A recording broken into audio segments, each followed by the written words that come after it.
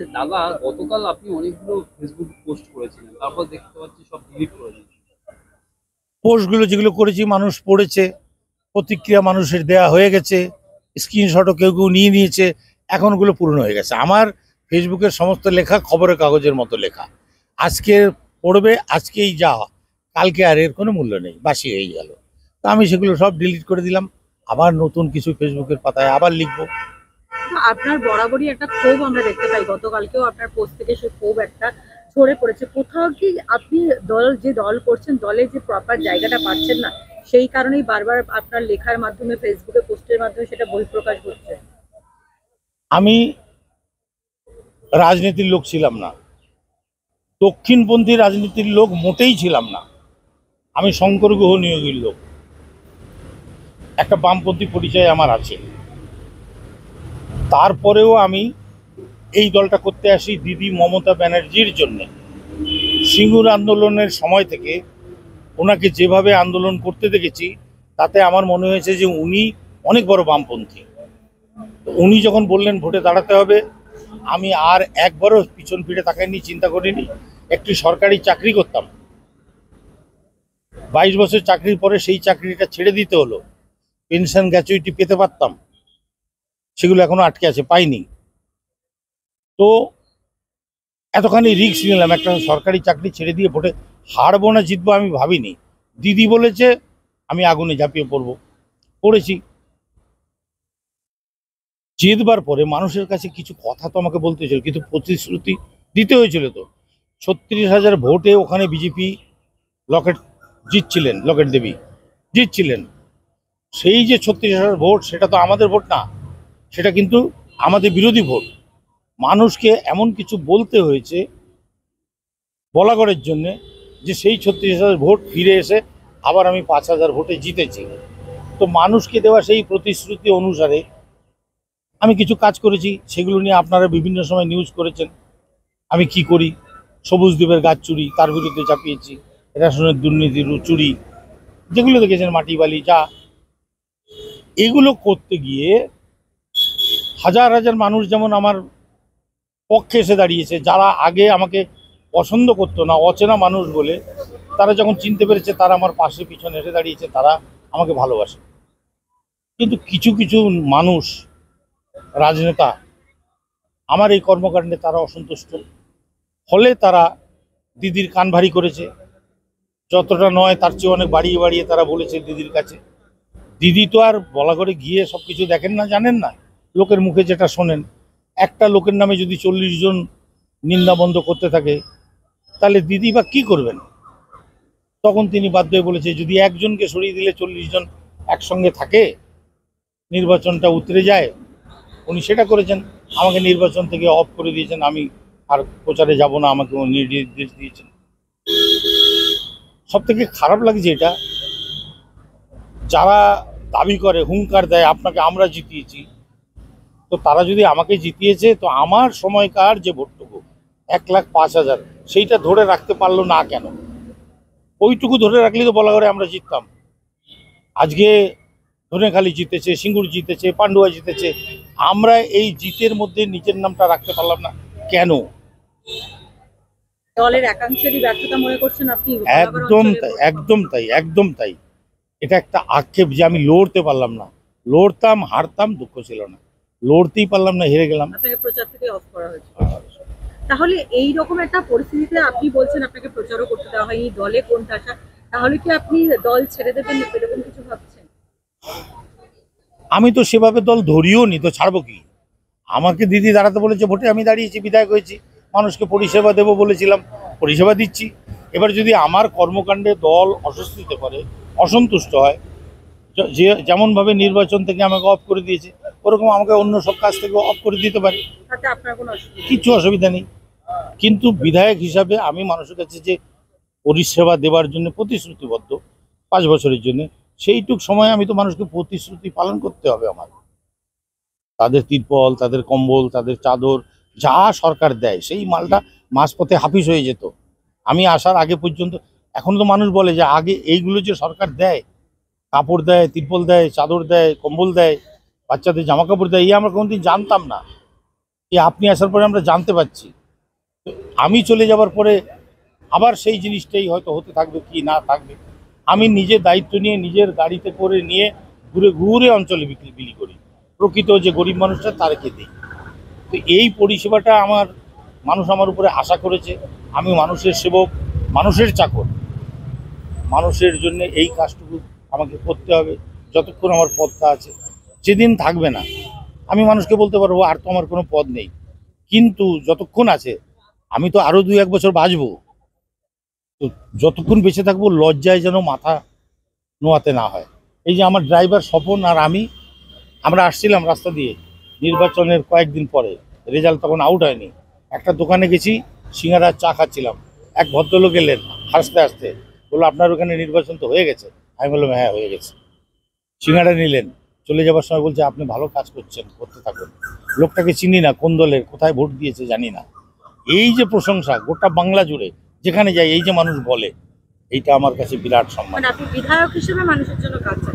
মানুষ হিসাবে মানুষের জন্য কাজ করব, কিন্তু বিধায়ক হওয়ার জন্য আমার কাছে যে সম্পদগুলো আসছে, বিধায়ক কোটার টাকা, তারপরে যে সরকার দ্বারা প্রেরিত যে কম্বল, কাপড়, তিরপল, এগুলো তো বিধায়ক না থাকলে আমি পাবো না।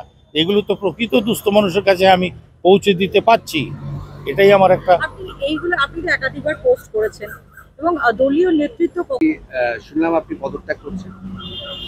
না, এটা আবার কে বললো আপনারে? মানে যা খবর উঠেছে যে মানে ওখানকার সাংসদ তিনি দাবি করেছেন যে এত ভোটে হারা একটা ইসে মানে পদত্যাগ কেন করবেন না বলে দলের সংগঠনের পক্ষ থেকে দাবি উঠেছে। ওনারা বললে পদত্যাগ করবো কেন, বহিষ্কার করুক।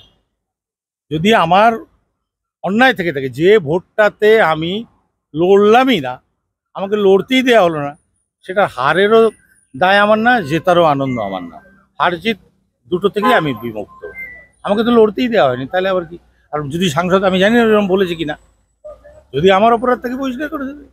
না, সরকার বহিষ্কার করতে পারে না, কিন্তু দল দেবে। ওরকম একটা বড় সিট সেখানে এত হাজার ভোটে হারা, তা বলছে এই বিধায়কের তো নৈতিক দায় নিয়েই পদত্যাগ করা উচিত। বিধায়ক তো লড়েই নি, বিধায়ক তো লড়তেই দেওয়া হয়নি। দিদি নিজেই তো তাকে অফ করে দিয়েছে, আপনার এই নির্বাচনে কাজ করতে হবে না।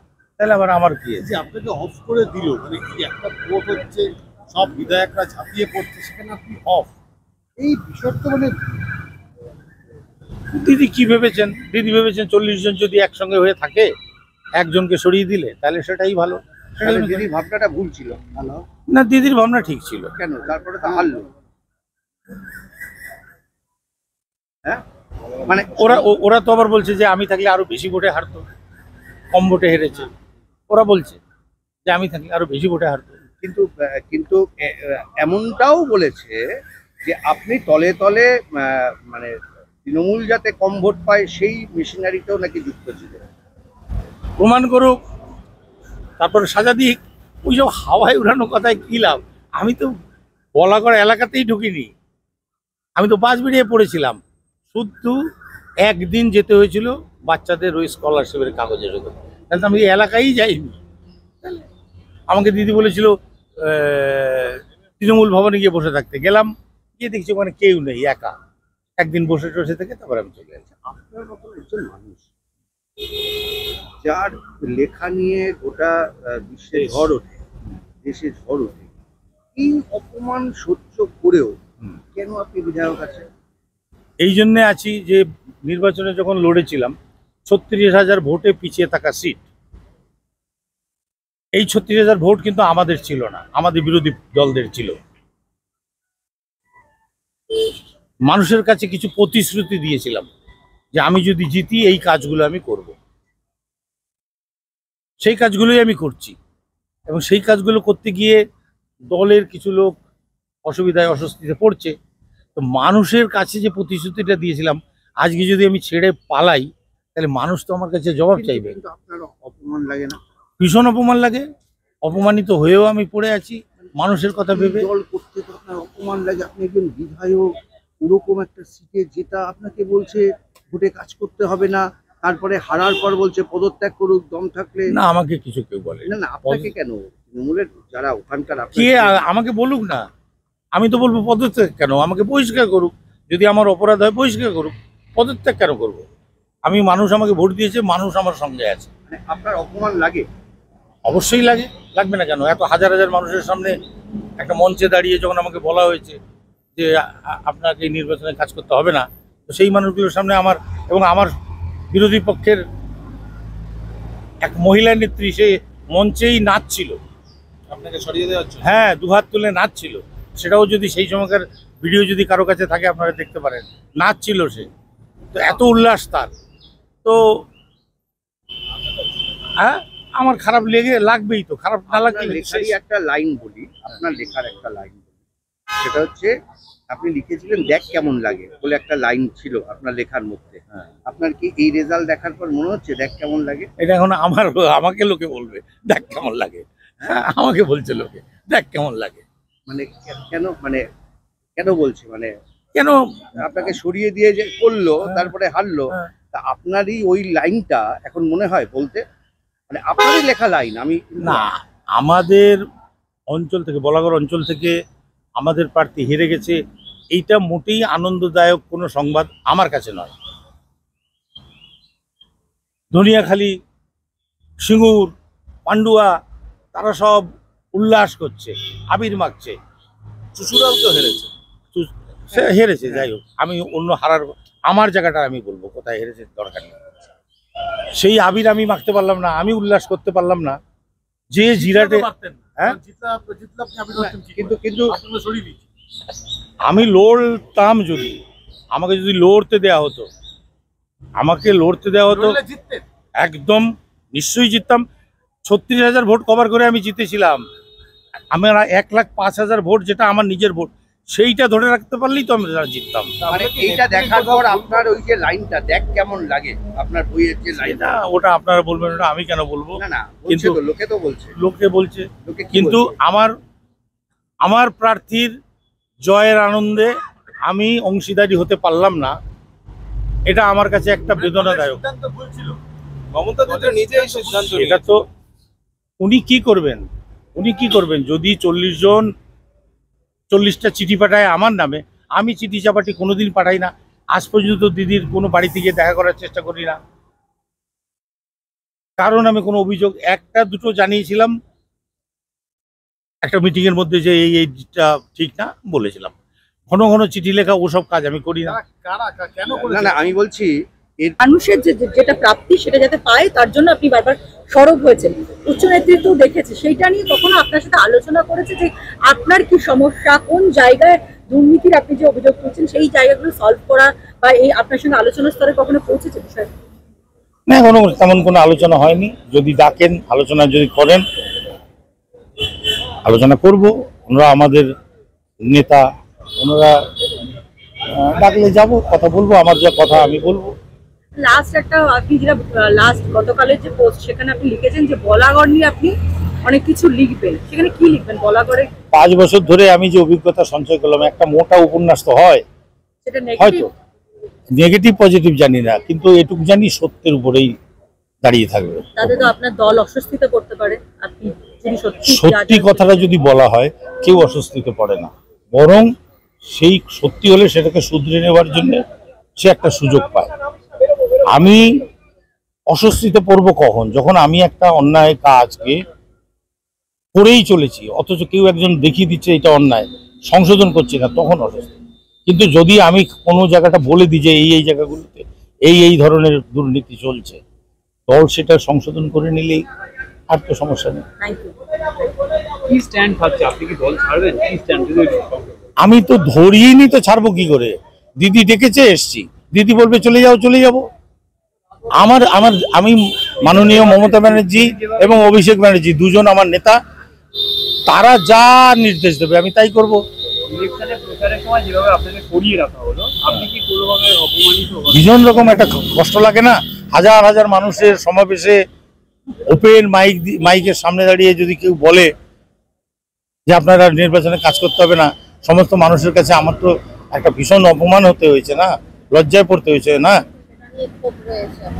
100 বার থাকেই সব মানুষ দেখুন, আত্মসম্মানের উপরে আঘাত এলে যে কোনো মানুষ তার কষ্ট লাগে, ফুল স্ট্যান্ড কি, আপনি কি ভাবছেন? ব্যাস এই যেমন আছি, মানুষকে পরিষেবা দিচ্ছি, এটাই দিয়ে যাব যতক্ষণ পর্যন্ত দল আমাকে রাখবে। যেদিন রাখবে না সেদিন আর কিছু করবো না।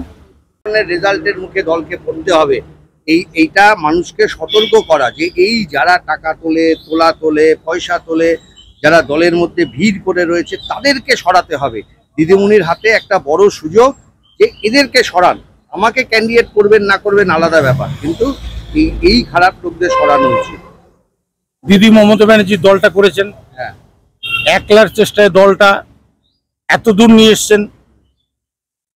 অভিষেক ব্যানার্জিকেও উনি তৈরি করেছেন। এই জায়গায় আজকে যে জায়গায় অভিষেক ব্যানার্জি আছেন তার যোগ্যতা বিকশিত করার জন্য দিদির অবদান ওনারা খুব ভালো করে জানেন কি করতে হবে।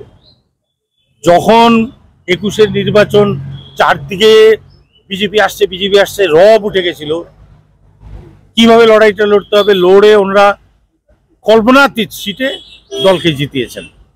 এবারও ঠিক ওই এক গল্প, ওনারা কল্পনাতীত সিটে, কেউ ভাবেনি এত সিট জিতবে, 23টা 24টা এত সিট জিতবে কেউ ভাবেনি।